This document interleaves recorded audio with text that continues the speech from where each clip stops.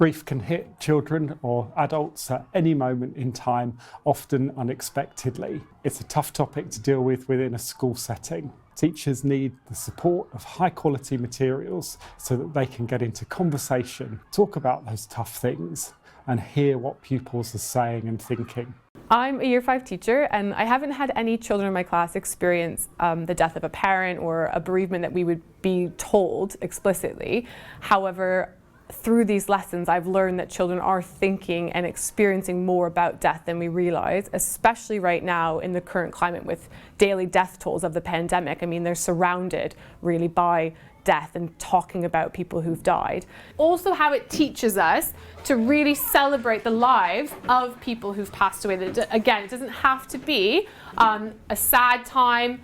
It can be a little bit of both, but also sharing memories and celebrating that person's life can make us feel happier and help support us as we're grieving. Things like thinking about their great-grandparents and how they never got to meet their great-grandparents and having a bit of grief about that, or siblings that they never got to meet because of miscarriages that happened. All of those things that are death that we might not think about because we think, oh, they haven't had a direct loss that we know of, but actually more of my children had experienced things related to death than I realised, and I think it was really important. If these issues are not addressed, definitely I think it impinges on that child's well-being, and there's such a focus on emotional and mental health and well-being, especially with the current climate. It's important that we address any issues that children and families are experiencing at an early point so that those issues do not get worse progressively. Also, you could be quite distant because you're always thinking about the death and you're not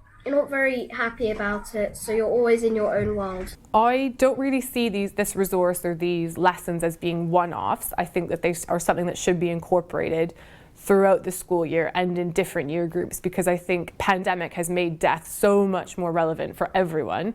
So that's unfortunately probably going to continue. But likewise, death is a part of life. So there will always be times where someone is experiencing a death, whether it's a close relative, a pet, an associated kind of person in a child's life. So I think it's important that we continue having these conversations.